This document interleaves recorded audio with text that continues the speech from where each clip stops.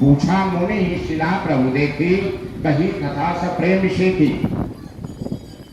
विश्वामित्र जी ने सारी कथा सुनाई। क्या कहा विश्वामित्र जी ने? गौतम नारी श्राप वश, उपल देह धरि धीर। ये गौतम ऋषि की पत्नी अहिल्या है महाराज, श्राप वश, जबकि अहिल्या जी से पाप हुआ है, आप सब जानते हैं। जाने अनजाने कैसे भी अहिल्या जी से पाप हुआ है, लेकिन ऋषि कहता है कि पाप नहीं, गौतम नारी श्राप वश। क्योंकि ऋषि महापुरुषों को, संतों को कोई पापी नहीं दिखाई देता। उनको लगता है कि परमात्मा की किसी कोप का ये भाजन बने हुए हैं, वरना ऋषियों को पापी नहीं दिखाई देता। तो विश्वामित्र जी ने कहा कि गौतम नारी श्राप वश, उपल देह धरि धीर। क्या चाहती है? चरण कमल रज चाहती, इसलिए कृपा करहु रघुवीर। आपके चरणों की रज चाहती है महाराज, इसलिए नाथ आप इसके ऊपर कृपा कर दो। दया नहीं कहा, कृपा कर दो। क्यों? कि अगर आप कृपा कर दोगे तो ये मुक्त हो जाएगी, दया कर दोगे तो फिर दुनियादारी में चली जाएगी। और परमात्मा की बात, विश्वामित्र जी की बात सुन करके राघव सरकार ने अपना तुरंत चरण स्पर्श कराया और अहिल्या जी अपने धाम को चले गए। पति लोग को गए, पति लोग आनंद। तो परमात्मा के स्मरण को करते, परमात्मा के नाम का चिंतन करते करते, आप भजन करते करते उनके कृपा का भाजन बनिए, दया का भाजन मत बनिए। दया का भाजन बन के इसी दुनियादारी में फंसे रहना है। कोई भी सामान्य व्यक्ति भी आपके ऊपर दया करता है तो आपके बहन बेटी की शादी घर में होती है, अगर कोई सामान्य व्यक्ति भी दया करता है तो क्या करता है? आपके घर थोड़ा सामान भेजवा दिया, बोल दिया कि चलो हम दहेज का सामान दे देंगे, ये वो दुनियादारी करता है। लेकिन जब व्यक्ति की कृपा होती है तो आपको मुक्त करवाने की कोशिश करता है कि दुनियादारी के झंझट से छूटो। इसलिए आपको भी चाहिए कि सदगुरु से, किसी महापुरुष से, जहां से ये राम नाम मिलेगा, क्योंकि राम नाम बाजार में उपलब्ध नहीं, इसके लिए किसी सदगुरु की शरण में जाना पड़ेगा। तो संयमी दशरथ जी जो हैं, संयमी महापुरुष, वो 3 विवाह जब करते हैं तो 3 विवाह का मतलब होता है किसी को माने। तो जब मानना है तो परमात्मा को माने, जानना है तो अपने आप को जाने, मैं कौन हूँ, कहाँ से आया, कहाँ जाना है, किस लिए आया हूँ यहाँ पर, क्या कर रहा हूँ, इसको चिंतन में लगाएं अपने। अगर ये चिंतन आपका बन गया ना, जिस दिन आपका ये चिंतन बन जाएगा उस दिन आपका बेड़ा पार। काली जी के मंदिर के महापुजारी रामकृष्ण परमहंस जी महाराज, उनके यहाँ कलकत्ता का एक बड़ा सेठ गया, बोला मैंने सुना है काली तुमसे बात करती है। जाके प्रणाम नहीं किया, सीधे बैठ गया। बोले मैंने सुना है काली तुमसे बात करती है, शब्द देखिए उसके बोलने का। परमहंस जी शांत स्वभाव के बोले हाँ बात तो करती है, माँ है, जगत जननी है, बात करती है। सेठ ने कहा कब आती है? बोले वो माता है, जगत जननी है, स्वच्छंदी है, जब उनकी इच्छा होती है आती है बात करना। सेठ ने कहा तो एक काम करना कि अब जब आए माता तुम्हारे पास तो मेरे यहाँ भेज देना, मुझे उससे बात करनी है। बताओ ये है विवेक? यही विवेक है देवी देवताओं से बात करने के लिए, कहने के लिए, संत महापुरुषों से कहने के लिए। कह रहा है कि जब देवी आए तो मेरे पास भेज देना। महापुरुष संत थे ना, मुस्कुराते हुए बोले बड़ी कृपा है आपकी, जो माँ के लिए आप इतने लालायित हैं। ठीक है, अगर चाहते हैं कि माँ आपके पास जाए तो अपना पता दे दीजिए, मैं माँ को कह दूंगा फला जगह के आए थे, उनके यहाँ जाना। उसने निकाला अपना एक कार्ड और बता दिया कि बड़े बाजार में इतने नंबर की गली में इतने नंबर के मकान में हमारा रहते हैं। महंत परमहंस जी ने कहा कि ये तो तुम्हारे मकान का पता है ना, ये तो बड़ा बाजार के गली नंबर इतने की, ये तुम्हारे मकान का पता है जहां तुम अपने परिवार के साथ रहते हो, तुम्हारा पता चौका से। बोला दूसरा कौन सा? बोले और कोई पता? बोले हाँ एक पता और है, एक कार्ड और दे रहा। निकाला, बोला मोहन बगान के 95 नंबर की दुकान में रहता हूँ, सुबह 9 बजे से शाम के 8 बजे तक, वहां भेज देना माता जी को। परमहंस जी ने कहा ये तो तुम्हारे दुकान का पता है जहां तुम 99 का चक्कर लगाते हो, 100 रुपए का माल ला करके सोना बढ़ा देते हो।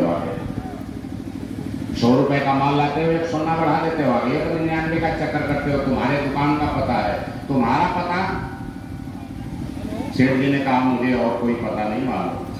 परमहंस जी ने बड़ा हंसते हुए कहा जिस दिन तुमको अपना पता चल जाएगा कि मैं कौन हूं, उस दिन माँ को नहीं कहना पड़ेगा, माँ स्वयं तुम्हारे पास चली जाएगी भेंट करने के लिए। बोलिए नारायण भगवान की। जिस दिन तुमको अपना पता चल जाएगा मैं कौन हूं, उस दिन माँ को नहीं कहना पड़ेगा मेरे भाई बहन, माँ स्वयं तुम्हारे पास चली जाएगी। सेठ उठा वहां से चल दिया।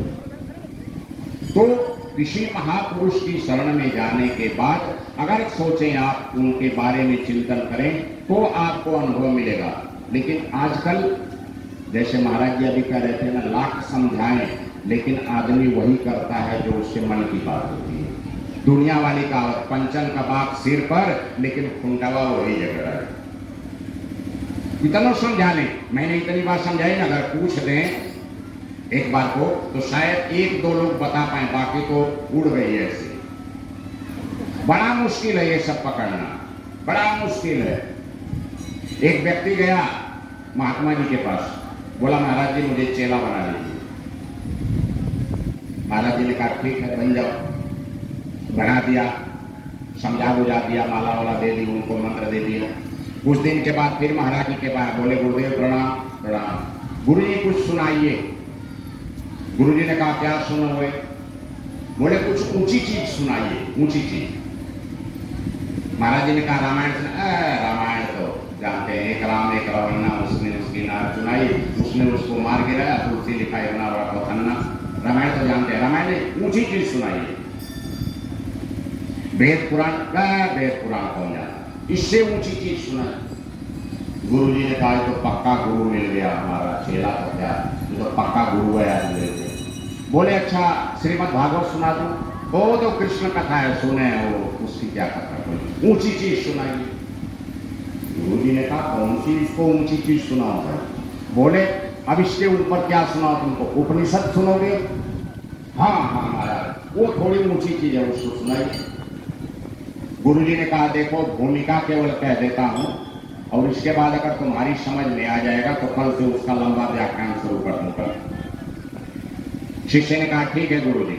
बोले एक सूत्र सुन ले खाली उपनिषद का, सर्वो उपनिषदो ही गावो दो गधा गोपाल नंदन। सर्वो उपनिषदो ही गावो दो गधा गोपाल नंदन। ये जो जितने सारे उपनिषद वगैरह जो है ना, ये गौ हैं, और इनसे दूध के निकालने वाला जो है वो कन्हैया है। गोपाल नंदन कृष्ण नंदन, कृष्ण जी महाराज जो हैं वो इन सारे उपनिषदों के गाय रूपी दूध से दूध निकाल करके, उसका मक्खन निकाल करके सब समाज को पिलाते हैं। वो कहा महाराज ये तो बात कुछ फटफटी लगी, सर्वो उपनिषदो ही गाओ दो गधा गोपाल नंदन। बोले हाँ समझाते रहे महाराज, बहुत बढ़िया लगा, समझाइए समझाइए समझाइए। कहते कहते महाराज जी 1.5 घंटा प्रवचन किए। इस वक्तव्य पर 1.5 घंटा प्रवचन करने के बाद बोले बच्चा कुछ समझ में आया? बोले महाराज हम आप समझाए और हम न समझे, ऐसा हो ही नहीं सकता। आप जरा सा समझाते हम ज्यादा समझ लेते हैं। गुरुजी ने कहा कुछ भूल गए हो या कुछ नहीं समझ में आया हो दोबारा पूछ लो। नहीं गुरुजी कुछ नहीं, आपने जितना समझाया उससे ज्यादा हम समझ गए महाराज। फिर भी गुरुजी ने कहा कि ठीक है समझ गए, लेकिन फिर भी कुछ अगर भूले हो। अब वो बालक फिर लगा सोचने की अब क्या पूछें गुरुजी से, फिर दोहराने लगा सर्वोपनिषदो ही गाओ दो गधा गोपाल।